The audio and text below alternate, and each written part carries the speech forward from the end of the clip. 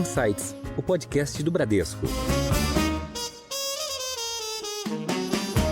Se a gente tiver convicção que a inflação no Brasil vai ser realmente gerenciada para ficar em torno de 3%, isso é um fato muito importante, que dá para a gente a perspectiva de ter juros baixos, mais comportados, por um período mais longo. Os juros que a gente está tendo hoje em dia no Brasil são bastante mais restritivos que as pessoas imaginam. Esse é um dos destaques de hoje, mas tem muito mais. Eu sou Fernando Honorato, economista-chefe do Bradesco, e quero dividir essa conversa em duas partes. Uma primeira em que vamos tratar da visão para os preços de ativos na atual conjuntura local e global, e um outro em que vou pedir aos meus convidados aqui para falar um pouco mais abertamente sobre os processos de tomada de decisão e o que motiva o risco, essa tomada de risco em cada momento e direção que eles escolhem. Bom, e para essa conversa, eu não podia contar com companhia mais valiosa do que o Felipe Biolchini, CIO do Bradesco Asset. Tudo bem, Felipe? Tudo bem, Fernando? Tudo jóia.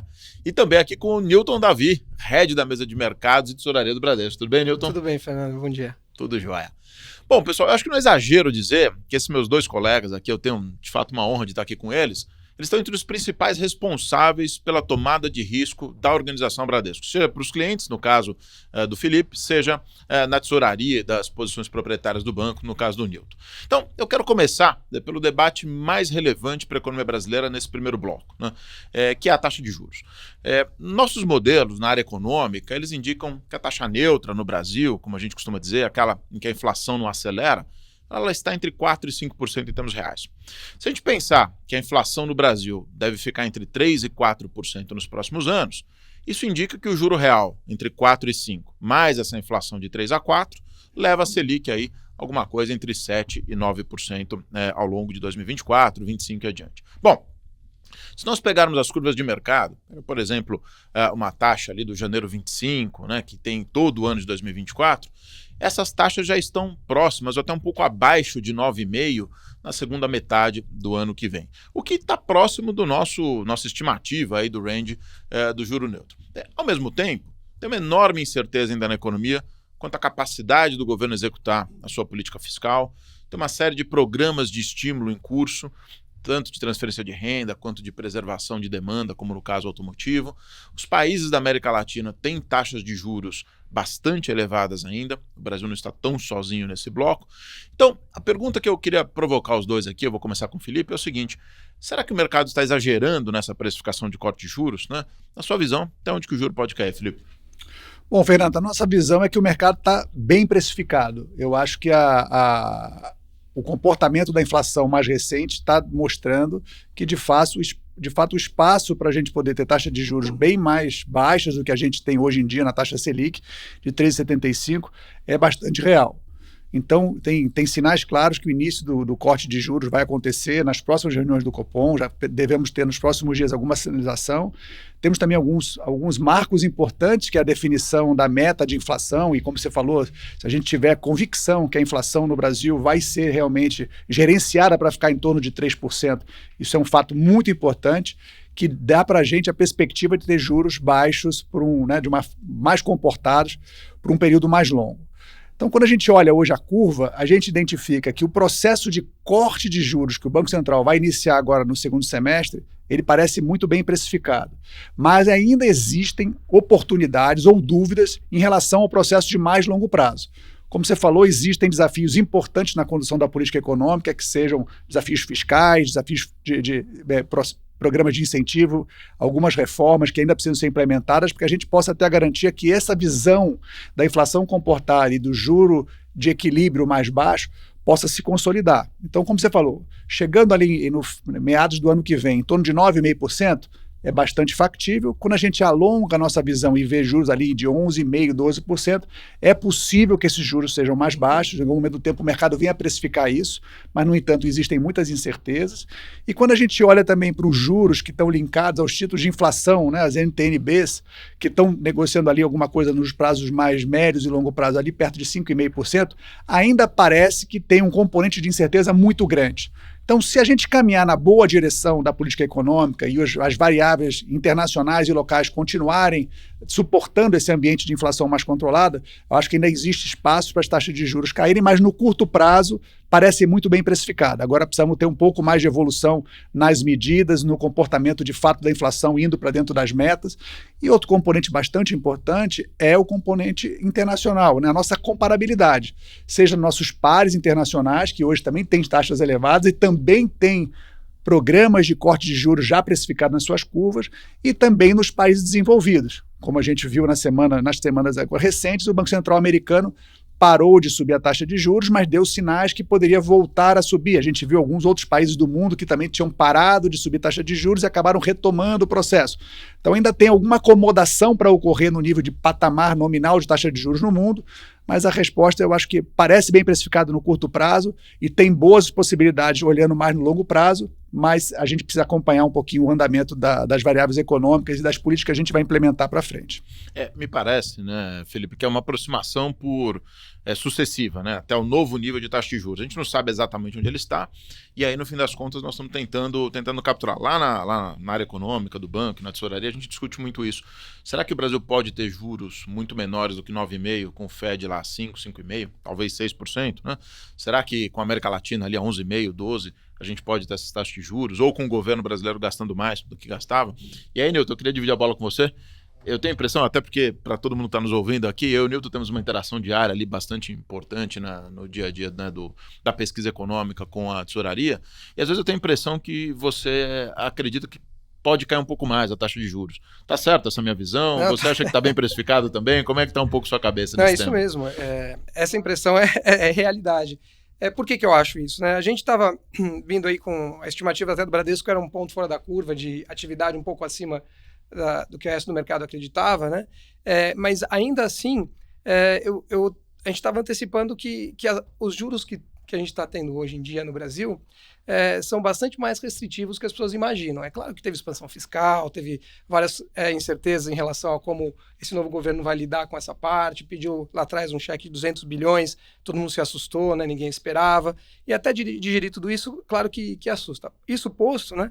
A gente está trabalhando com os juros aí, que eu chamo de ex-post, da ordem de 9%, não são pouca coisa, né? E é impossível que isso não tenha uma restrição à atividade de alguma forma. Então, não me surpreenderia se a atividade na ponta, né, fosse um pouco mais cadente.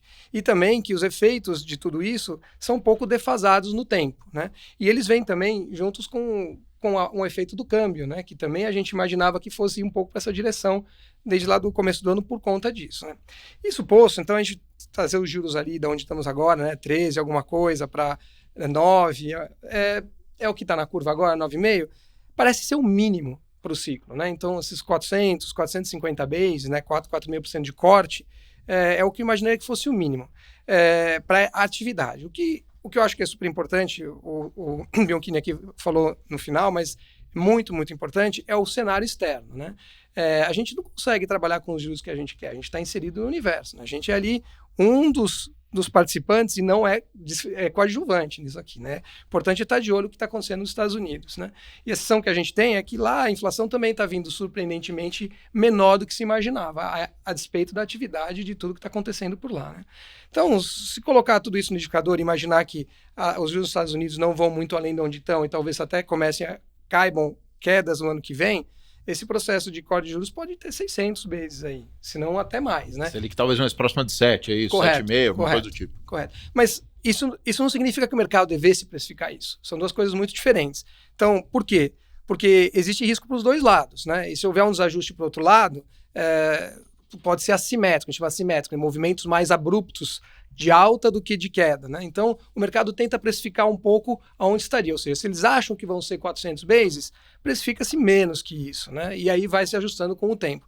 Então, isso posto, eu não imagino que esses juros da curva vão despencar amanhã, a menos que o Banco Central não surpreenda ainda hoje, né? Mas ao passar do tempo, eu esperaria um nível de juros mais baixo do que tem na curva hoje. É interessante, né? Porque eu tenho um pouco de sentimentos mistos com essa discussão. De um lado, nós temos visto uma deflação muito significativa. Pega os IGPs, por exemplo, IGPDI e IGPM, né? É a maior deflação da história. Não sei se todo mundo tem isso em mente. Claro, tem uma parte importante da história, que o Brasil tinha inflação de 3 dígitos, então não conta, mas certamente desde o Plano Real é a maior deflação que a gente tem. E isso é um movimento global também. A gente olha para as commodities, a gente olha, por exemplo, para o preço do petróleo, apesar do esforço, né, de alguns produtores de petróleo em cortar a produção, o preço não tem conseguido se elevar. Então tá com cara que tem uma desinflação global. E hoje, Felipe, até dividindo com você, nós tivemos uma discussão bastante interessante, nossa, tem um movimento meio sincronizado de desaceleração da inflação, né, no mundo. E aí um pouco a provocação para vocês é o seguinte, será que a gente não exagerou também, né, em enxergar esse quadro de inflação como mais persistente no mundo todo e no fim do dia era transitório, só que um transitório, digamos, né, de 3 anos por conta da pandemia, por conta de efeitos legados? E aí o ponto é justamente assim, dá para ter certeza, né, que o juro real no Brasil subiu, que ele é mais perto de 4, 5 hoje, ou vale a pena a gente ter um pouco mais de, digamos, né, de humildade nessa discussão? Será que o juro ainda não está em 3? Eu não sei, Nilton, você quer comentar um pouco sobre isso? Não, foi exatamente a nossa conversa de hoje, né? No final, certeza, a gente não consegue ter de nada, né? O que dizer quando tem uma pandemia que causa uma perturbação desse tamanho em tudo, né? Então, todas as nossas séries históricas, nossas formas de pensar foram alteradas, né? Houve proibição de algumas atividades, né? Isso é equivalente a ter juros infinitos em algumas atividades, né? E na outra o contrário, né? Para compensar. Então, sobre os juros neutros, se eu tivesse que chutar, é o que eu falei, eu chutaria até aqui para cima, mas em que intervalo, putz, o nível de significância é baixo.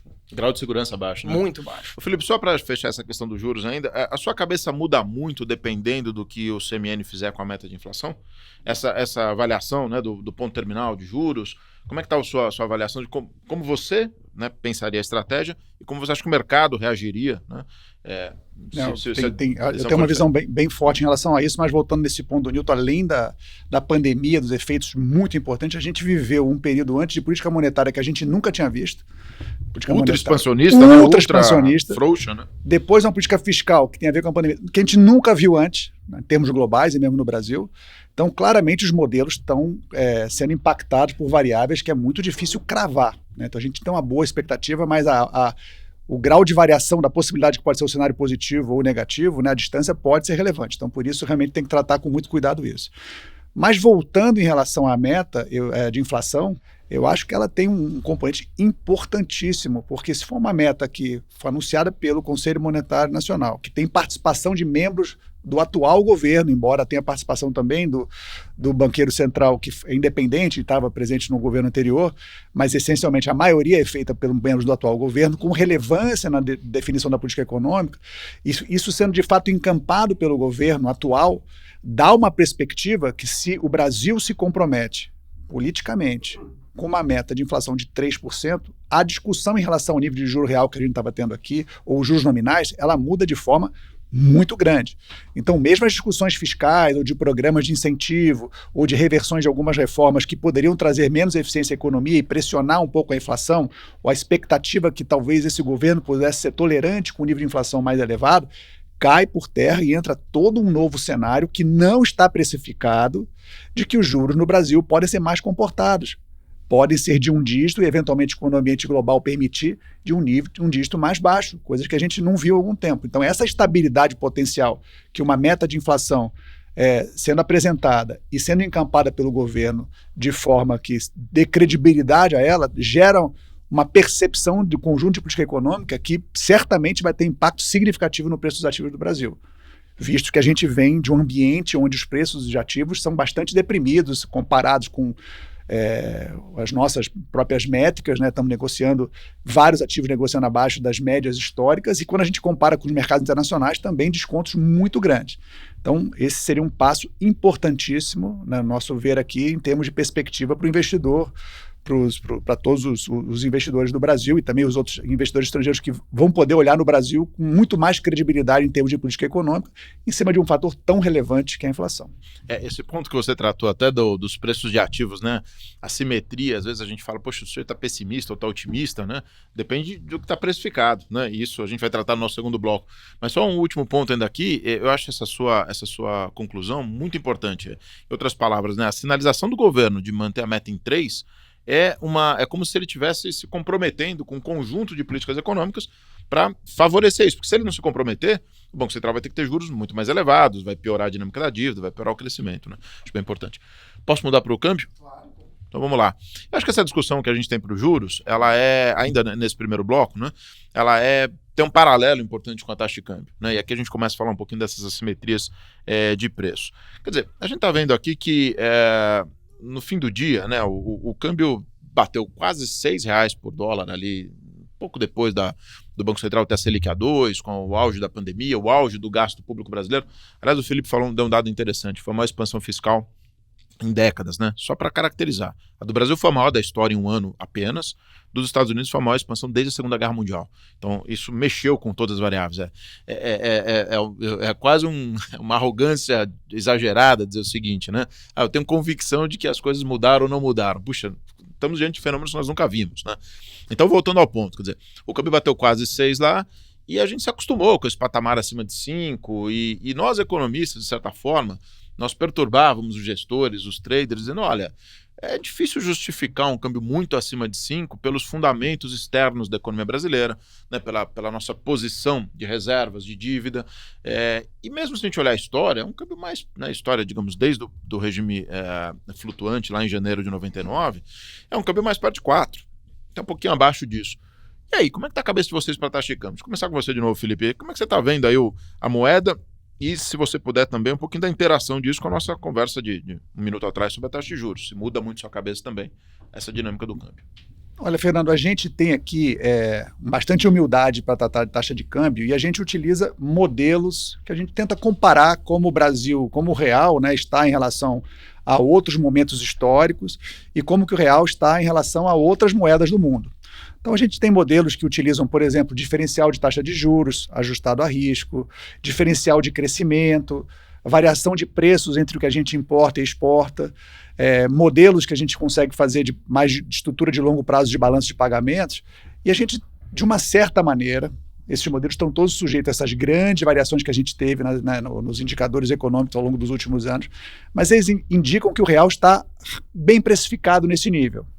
O que a gente está verificando no curto prazo, e a gente está entendendo que existe talvez um espaço maior para uma valorização do real, é que se essa história que a gente está contando aqui, de que a gente tem um programa desinflacionário acontecendo, e que a economia provavelmente pode ter um equilíbrio de taxa de juros e inflação de mais longo prazo, mais equilibrado, e que, eventualmente, medidas que poderiam ser percebidas como redutoras da eficiência da economia. Tivemos várias reformas ao longo dos últimos anos, eventualmente foram contestadas em algum discurso iniciais do novo governo, mas elas não estão sendo implementadas por outros motivos e questões de organizações políticas. Se a gente tem uma economia mais organizada, o investidor estrangeiro vai trazer recursos para o Brasil.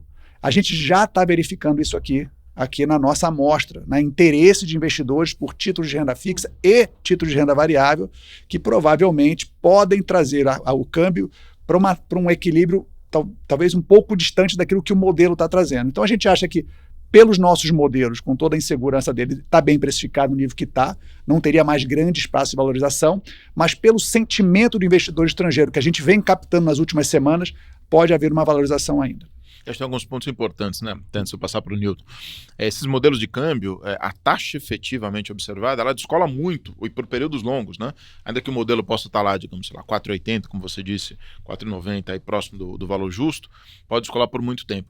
E a minha experiência, eu queria ouvir de vocês também, assim, em cada momento, várias coisas explicam o câmbio, mas em cada momento tem um olhar específico. Alguns momentos é a vulnerabilidade externa, alguns momentos é o crescimento, algumas histórias a dívida pública. Mas me parece, e também não sei se vocês concordam, que o relativo de países emergentes neste momento é moderadamente favorável ao Brasil. Quando você olha para os pares, né, pegando alguns casos, Turquia, Hungria, própria Rússia, Ucrânia, mesmo na América Latina, Colômbia, Peru, Chile, talvez a grande exceção seja México hoje em dia, né? O Brasil, bem ou mal, está numa trajetória um pouco melhor, né? O que você acha, Nilton? Acho que, no final das contas, duas coisas. Eu passei 15 anos da minha vida numa mesa de moedas e juros em Nova York, né? Então eu fui quase adestrado a correlacionar as duas coisas, juros com moedas, né? Que é assim que o investidor estrangeiro pensa lá no G7. No Brasil, acho que a gente pensa menos assim, porque a gente sempre teve juros reais tão mais altos que os demais, que isso aí acabou meio que se perdendo, né? 1% para cá, 1% para lá, não faz tanta diferença, né? Mas já não tem sido mais o caso há alguns anos, né? Talvez, inclusive agora que a gente acha que a gente está com as taxas de juros tão maiores, a gente tem menos carregamento, a gente chama carregamento é o diferencial de juros que o Brasil paga na sua moeda contra o diferencial que paga contra o dólar, né? O carregamento hoje do dólar real é menor que o da Colômbia e menor que o do México, que estão melhores que a gente em rating, né? Então, por essa base, assim, talvez o câmbio não pudesse andar muito mais, né? Isso posto, também, esses 15 anos lá mostraram que aquilo que a gente aprende um pouco na teoria econômica é bem verdade, né? Você não consegue desvalorizar ou valorizar uma moeda. Isso vai se refletir de alguma forma cedo ou tarde de inflação e tudo meio que volta. É como se tivesse uma convergência, uma média, né? Obviamente, essas divergências da média podem durar muito mais tempo que nossos bolsos, né? E com valores bem maiores. Mas, então, eu gosto muito de olhar aí bem simples. Só olho o diferencial de juros desde o plano real, o Brasil e o dólar, né? Aí eu vejo lá, no momento que a URV lá virou o real, em julho de 94, esse câmbio ali, que era 1 para 1, não sei se lembra, depois se apreciou e tal, se a gente ajustar pelas inflações, diferencial de inflações do Brasil e dos Estados Unidos até hoje, esse número é 4,5, 450, não estou arredondando. Simples assim. Aí quando a gente olha tudo que tinha, o que aconteceu com a gente daquele momento para cá, no net é certamente positivo, né? Por quê? Bom, primeiro é que a inflação ficou uma página virada, né? A inflação daquele nível, né? E sempre tem essas distorções. Teve a lei da responsabilidade fiscal, não existia, né? Tem muito mais contabilidade, né? Accountability em inglês, nem sei como falar isso aqui, né? Tudo mais transparente, né? É claro que o fiscal, a nossa dívida PIB aumentou bastante, mas a gente sabe mais ou menos de onde vem, como vem, tem uma consciência melhor, teve reforma da Previdência, estamos trabalhando com outras reformas também, teve a trabalhista, tem várias coisas aí que acho que no net é para melhor, né? Então, esse número aí de 4,5 deveria ser uma referência interessante que deveria estar aí até um pouquinho melhor no net, né? Guarda isso numa caixinha. Quando a gente vê os momentos de estresse do Brasil, que a gente fala, 5, que estava batendo 5 era piso, todo mundo falava piso, 5 foi um momento onde, logo na desvalorização de 99, ele bateu 5,20 e voltou, mas foi 5. Depois ele caiu. Falando da desvalorização, aquele, né, exato. Depois, no pior momento da crise lá de 2015 e 2016, quando pré-impeachment, né, esse câmbio bateu 5, lá do Levi pedindo demissão, né, que foi o caos, né? Esse câmbio bateu 5 de novo nessa mesma métrica, né? Aí o que aconteceu? Obviamente que em 2002, na primeira eleição do Lula, esse negócio foi para 8. Esse é o nível da brincadeira, né? Então, esse tipo de estresse não cabe, simplesmente não cabe, né? Então, quando eu coloco tudo isso no liquidificador, a gente volta a ver câmbios acima de 5 só quando a gente vem com juros para 2. Quando a gente está com juros para 2, a gente ficou com 2% abaixo dos nossos pais na América Latina para carregamento. E aí, o Ilan, mesmo desde lá atrás, quando o Ilan vendia, e depois o Roberto Campos vendeu uns 100 bilhões de dólares, né? Ele não estava vendendo para as empresas locais fazerem seu hedge. Ele estava vendendo para os especuladores usarem como contrapartidas de exposições em outras moedas. Como assim? Estou lá nos Estados Unidos, lá vendo, deixa eu ver que país eu vou jogar minhas fichas aqui, né? Eu vou jogar no México, na Índia, onde é que eu vou, né?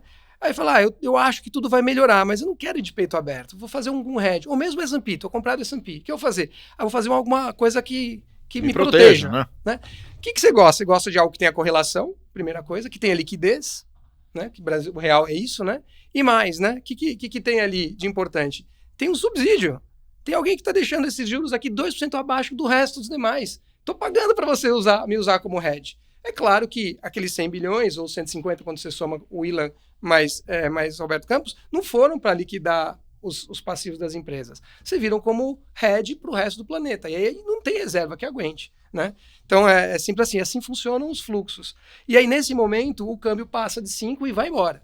Ele bate até 6 nessa métrica, né? E aí ele paulatinamente vem melhorando a partir do momento que a gente altera a política dos 2% de juros nominais, começa a subir e vem paulatinamente melhorando, né? E aí, quando foi bater o 5 de novo, ele voltou, ficou aquele 5, né, que a gente chama de imprinting, né? Marcou o 5 como se fosse um piso, né? Aí quando você sai, ou vem mais distante e olha um pacote mais longo de dados, fala, 5 não é piso. Está muito mais perto de um teto do que de um piso. Então, tem um período extraordinário, foi esse período de juros baixos, como o Bianchini acabou de comentar, né? Isso. Agora, isso ficou para trás. Pelo menos no relativo ficou para trás. E chances vão ficar para trás mesmo, porque já tem 400 bases de corte aí na curva, né? Então, quando a gente coloca isso no liquidificador, né, a gente tem aqui que 5 não é mais um teto. E quando eu olho em perspectiva, esse câmbio deveria estar muito mais para entre 4,20 e 4,5 do que 4,80. É simples assim, né? Agora, o que faz um investidor querer alguma coisa? A trade balance é bom? Claro que é bom. Balança comercial, excelente, né? Conta corrente é importante? Sim. Mas o investidor, ele quer um país que esteja crescendo, economia pujante, né? Que você quer, pagando juros, né? E que não tenha problema iminente de conta corrente. Bom, primeiro, a conversa está ótima, aqui a gente vai ter que avançar para o próximo bloco. Eu só queria registrar um ponto, e se vocês quiserem opinar, obviamente, fiquem à vontade aí que o Newton falou, desse tema de crises, né? A gente se acostuma a ver o Brasil em preços de crises, né? Por exemplo, o câmbio de 8 ou o câmbio de 5, ou mesmo a curva de juros ou a bolsa, né? E aí, esses dias a gente, até por conta da melhora da perspectiva de rating da S&P, né? Eu falei, deixa eu dar uma olhada nessa história de crescimento do Brasil de longo prazo, né, mais de 40 anos de história. E é impressionante, eu mesmo, estou há 25 anos no mercado, eu me dei conta que tem dois Brasis, né, vou falar dessa forma. O Brasil que em momentos de crise tem uma performance horrível de PIB, e o Brasil que fora de momentos de crise, eu vou dizer crises locais, idiosincráticas, né, em que nós produzimos problemas de balanço de pagamentos, crises fiscais, políticas, enfim. É um outro Brasil, um Brasil que cresce muito mais próximo da economia global, né? E um pouco a sensação, até para introduzir esse nosso último bloco aqui, é que a gente precificou ali, digamos, no 2021 para 2022, nós precificamos um Brasil de crise. Um Brasil de quase insolvência, talvez seja um exagero, mas uma dinâmica de dívida pública muito complicada, né? Isso para mim hoje está muito claro. Eu vejo ainda muitos colegas nossos falando, poxa, mas você está otimista, né, agora com o Brasil? Eu falei, não, meu ponto é mais simples, né? Os preços pareciam estar muito pessimistas. Vocês têm essa impressão também? Bem rapidamente, só para a gente ir para o próximo bloco ali. Sem dúvida, sem dúvida. Aí os modelos são bastante claros de mostrar que os preços no Brasil estavam bastante distorcidos em relação às nossas próprias métricas, né? Quando a gente fala de desvios padrões em relação à média, estamos falando de quase 2 desvios padrão na bolsa, também no câmbio, a mesma coisa em taxa de juros reais, a gente via números ali que só justificavam se de fato a gente estivesse caminhando para a crise de forma consistente. Então, bem objetivamente, sim. E diria que uma parte disso já melhorou, mas quando você tem a perspectiva de mais longo prazo, como o Nilton estava colocando ali em relação ao câmbio, a gente vê um espaço muito, muito grande, né, ainda para recuperação. Então, se a gente caminhar na direção positiva, é possível a gente ver precificação de ativo no Brasil de uma forma que vai surpreender muita gente.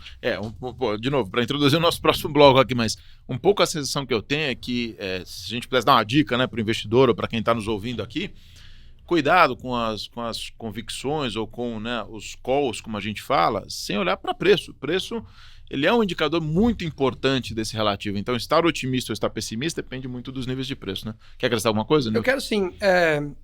Concordo totalmente com o Belchini em relação ao preço. Houve um fenômeno específico no caso do Brasil, que foi o pré-eleição, criou-se a imagem do que o governo do presidente Lula seria algo diferente do que ele se propôs, né? Seria fiscalmente super austero, né? Que não é o que ele foi eleito para isso. Ele foi eleito para outra coisa, né? E aí teve um pouco de choque quando ele pediu os 200 bilhões para poder adequar ao que ele gostaria, né? E aí pegou o pessoal todo animadíssimo com posições, né? E aí a porta de saída é pequena, é uma coisa que a gente tem que sempre prestar atenção se o mercado chama de crowd, né? Que tem muita gente no mesmo lado do barco, né? E todo mundo vai sair e não tem saída, né? Aí o mercado tende a fazer o que a gente chama de overshoot, exagerar. Teve exagero. Então, acho que teve exagero no otimismo antes, achar que ele ia ser austero, que é absolutamente não razoável. Não foi isso que ele falou que ele ia fazer, né? Não seria nem justo com quem votou nele, né?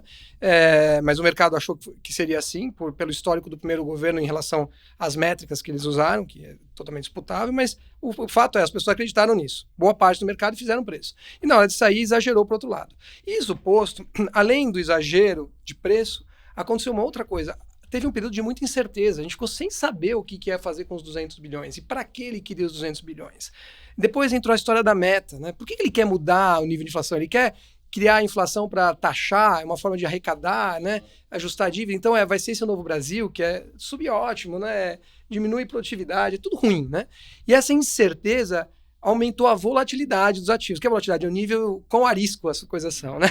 E investidor pensa sempre retorno sobre volatilidade, né? Então, se você aumenta a sua volatilidade, para você manter o retorno, o denominador tem que cair. Então, o preço da bolsa tem que cair. O preço do câmbio tem que subir, né? O risco é maior, eu quero maior compensação caso as coisas funcionem, porque eu estou me arriscando mais.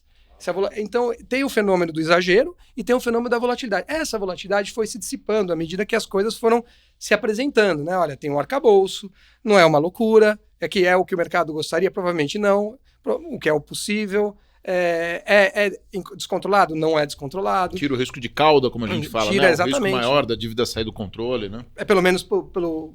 Aí começou a vir um PIB, as pessoas começaram a perceber que o que o DPEC estava dizendo estava correto, né? Aliás, parabéns. Obrigado. Foi muito bacana esse call de atividade.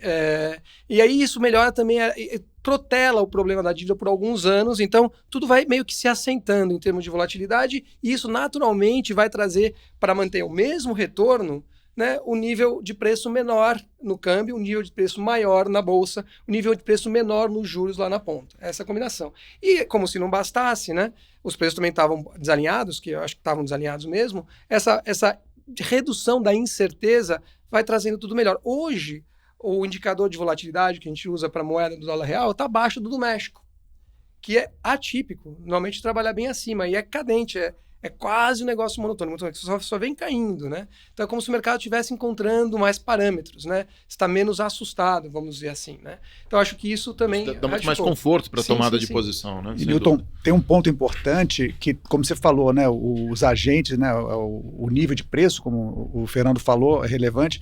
E o que a gente percebe na indústria de fundos, que tem uma parcela relevante, né, dos investidores, que impacta os preços de mercado, segue num processo de resgate, estamos falando nos últimos 12 meses, de quase 400 bilhões de reais sendo sacado de fundos que tomam mais risco.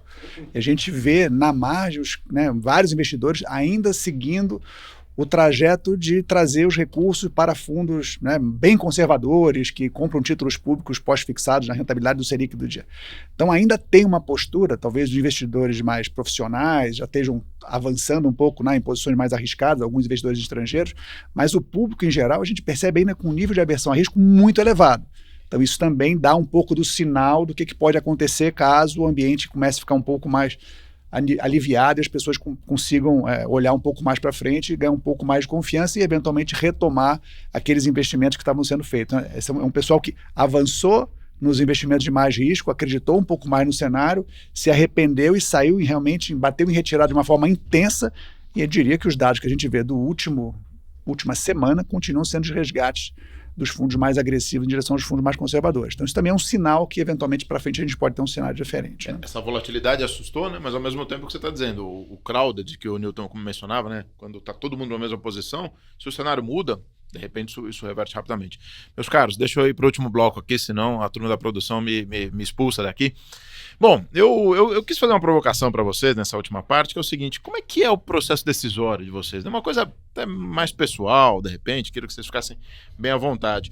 Eu até brinquei aqui na nossa etapa anterior, da minha experiência de mercado, já mais de 25 anos, eu já vi todo tipo de gestor, né? Tem um gestor que olha para tendências seculares, tem gestor que olha para só dados de alta frequência, tem o gestor grafista, tem todo tipo de tomada de decisão, né? Eu queria que vocês dividissem um pouco conosco aqui, com quem está nos ouvindo, como é que é o processo de decisão de vocês? O que vocês olham na prática, no dia a dia ali, para tomar mais risco, para reduzir risco? Eu sei, claro, que no universo da asset, né, Felipe, tem mandatos muito específicos, isso é um pouco, eu diria assim, isso põe circunscreve ali o que você pode fazer, mas ainda assim a decisão de alocação, uma decisão super importante. Na tesouraria a gente tem um pouco mais, talvez, de liberdade nesses mandatos, mas ainda assim o acionista quer um retorno, quer, né, tem um mandato de risco que tem que ser cumprido, né?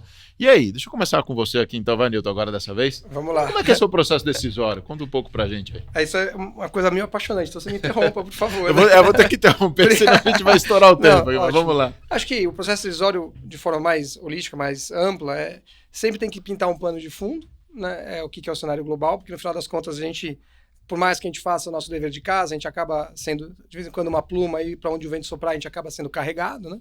Então, o plano de fundo e depois a gente vai no detalhe, né?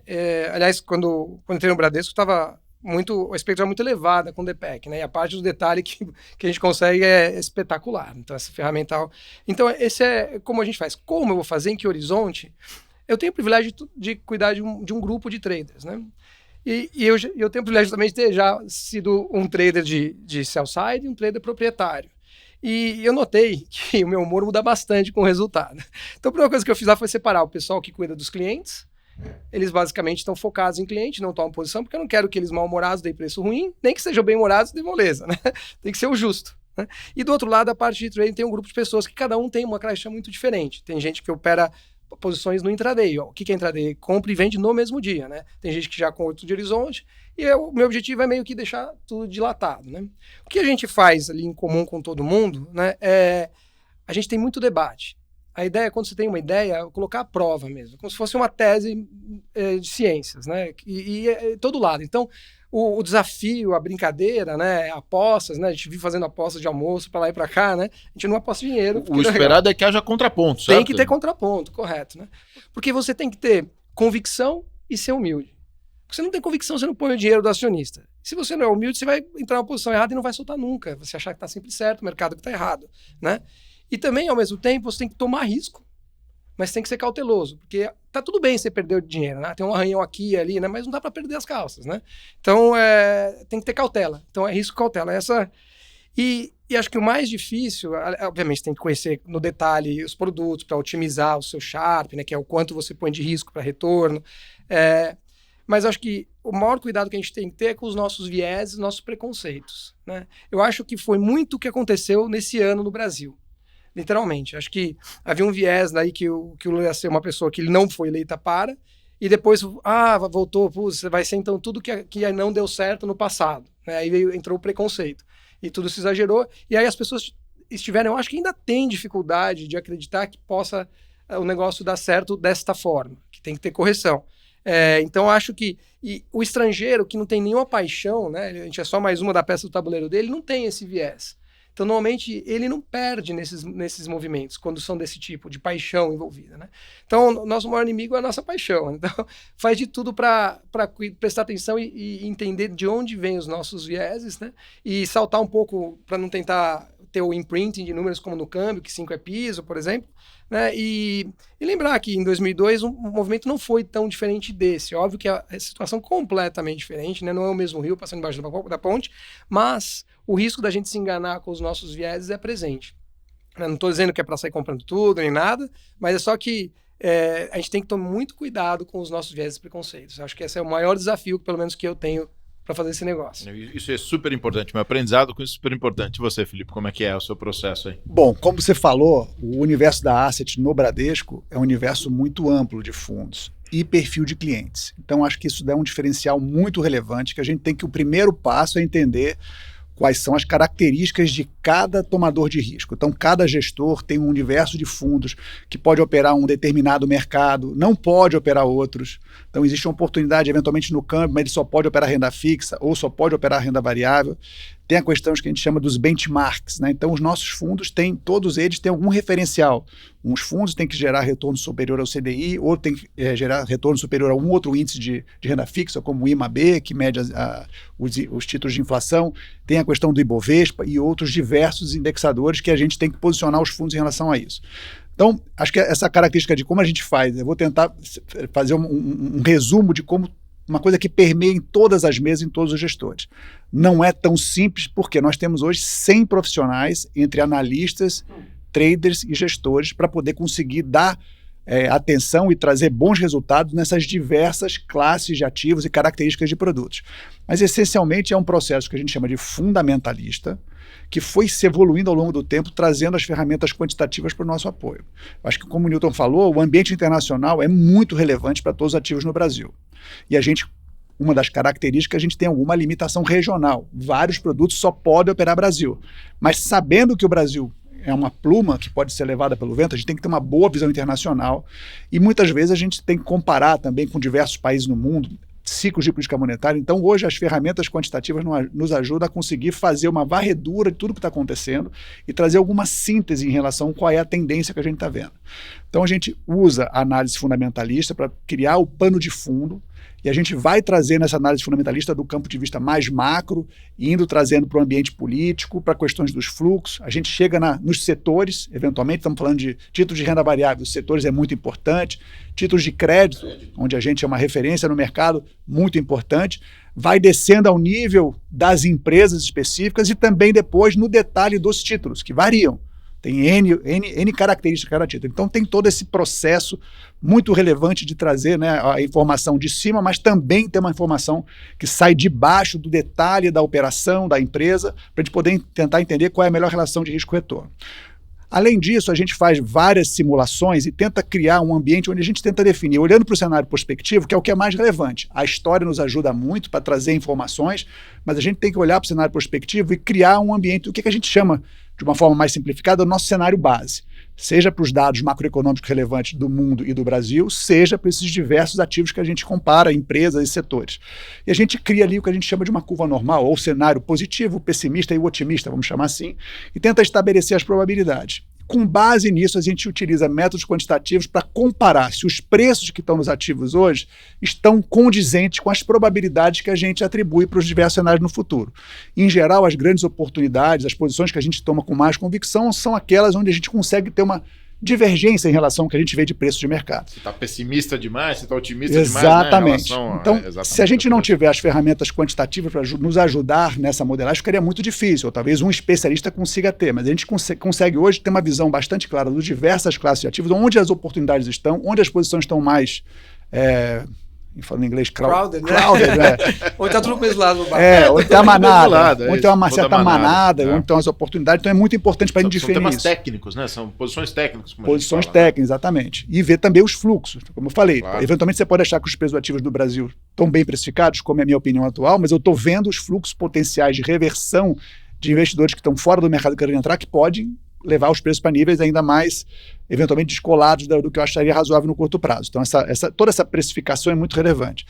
E depois a gente junta tudo isso, cada um, como eu falei, cada um no seu mandato, e otimiza as carteiras, porque tem clientes que têm um horizonte de longo prazo, investidores que operam títulos de crédito, por exemplo, que tem um horizonte de 5 anos, papéis mais high yield, tem investidor que olha a cota no dia a dia, que olha a cota no mês a mês, e a gente vai otimizando com métricas de risco e rebalanceamento, diversificação, para que as carteiras estejam adequadas ao perfil de risco do investidor. Então a gente olha toda a parte de retorno e depois tem todo um processo também que hoje com as ferramentas quantitativas nos ajudam muito a criar esse ambiente que a gente chama de retornos consistentes, que essencialmente é trazer retornos que agradam os investidores, mas tanto na alta, mas também que na baixa sejam bem protegidos. Então acho que a gente olha esses últimos 2 anos, tivemos muita volatilidade no Brasil e no mundo, a gente conseguiu trazer, proteger os investidores num ambiente de maior volatilidade, e agora que o cenário está melhorando, a gente conseguiu identificar e trazer um pouco mais de risco para as carteiras. Então a gente também tem essas métricas de quanto de risco a gente está utilizando e tenta passar isso para os nossos clientes. E a última etapa é muito importante pela diversidade de clientes e canais que a gente distribui e a comunicação. Então é importante que os clientes e todos que estão envolvidos entendam exatamente o que a gente está fazendo e possam entender. Quando a gente acerta, todo mundo fica muito feliz. Quando a gente erra, também entender de onde que foi o erro, como foi o processo, o que a gente está fazendo para evoluir. Então o processo tem essa complexidade de ter muitas variáveis e muitas demandas específicas, mas a gente está muito bem capacitado, como eu falei. São 100 profissionais muito bem treinados, que têm muita experiência, que ajudam a gente a fazer toda essa separação do que é importante e entregar retornos, como eu falei, consistentes. Eu fico surpreso, ainda hoje tem colegas que falam, não, mas investimento é uma história meio de cassino ali, de roleta. Bom, o Felipe e o Newton estão descrevendo processos absolutamente robustos de governança aqui. Eu me lembro bem, a governança dos comitês de investimento da Abrão, onde se estressam os pontos, e mesmo a governança de mandatos de risco, enfim. Bom, eu adorei o papo, acho que a gente podia ficar conversando um tempão aqui sobre isso, mas não podia deixar aqui, de pedir para vocês uma dica final, como a gente faz aqui no Insight sempre. Sei lá, uma dica de um livro, um filme, uma série que vocês queiram passar pra gente, vocês queiram dividir com quem está nos ouvindo. Vai lá, você, Newton, vamos por lá. favor. Filme, eu assisti um filme do Tetris recentemente que eu achei sensacional. É quase um trader ali, o cara foi testando todos os limites, eu gostei bastante. Acho que esse filme aí é fácil, agradável de assistir e divertido e é real. Eu gosto muito de coisas meio biografias e filmes assim. Não, muito legal, vi também, gostei muito. E uma série que eu vi esse final de semana e acabei maratonando, porque eu não consegui parar, fiquei completamente fixado, foi a série da Tour de France, que está passando no Netflix, que me impressionou realmente, é um negócio que chega a ser ansioso, você fica meio tenso ali. Mas essencialmente as duas mensagens que eu acho que eu tirei dali, que podem servir até para o nosso ambiente de investimento, e também no trabalho em equipe, né? Acho que é muito importante. Nenhum vitorioso ali foi porque é o melhor ou só porque tem a perna mais forte, é porque realmente tem um trabalho de equipe que apoia muito, e lá fica muito claro. Eu praticamente não entendia por que precisa ter um time tão grande, 8 ciclistas, aí você começa a entender de forma clara como que o trabalho em equipe é relevante, como para ter um vitorioso tem outros 7 ali que estão trabalhando por ele, ou estão trabalhando junto para a equipe ser vitoriosa. E a outra tem a ver com a consistência. Naqueles momentos, vamos dizer, nas subidas, né, nas altas, como você performa, na baixa, como você performa, nas descidas, depois no terreno mais difícil, como é que você vai. Então, assim, o ganhador, né, que tirou em terceiro lugar, não ganhou nenhuma das etapas, de 21 etapas. Então, de fato, eu consegui ter a consistência, passar por diversos ambientes, seja de alta, de baixa ou de volatilidade, e conseguir sobreviver, ajuda muito na possibilidade de você ser um vitorioso. Então, acho que tem essas duas mensagens bem interessantes também. Bom, eu espero que vocês tenham gostado, vocês estão nos ouvindo aqui, nos assistindo, espero que meus dois colegas tenham gostado também, então eu só posso agradecer aqui a participação do Felipe Biolchini, CEO da Bradesco Asset. Obrigado, Fernando, foi um prazer. Obrigado, Nilton, foi um prazer estar aqui com vocês hoje. Obrigado, Newton Davi Schneider também aqui, Head de Tesouraria da mesa do Bradesco. Obrigado, Fernando. Biolchini, sempre um privilégio. Muito bacana, pessoal. Esperamos vocês nas próximas. E para você que nos acompanha, sigam os insights nas principais plataformas de áudio e também no Instagram, no perfil podcasts.insights. Siga a gente, fique por dentro das gravações, dos bastidores e muito mais. Até mais.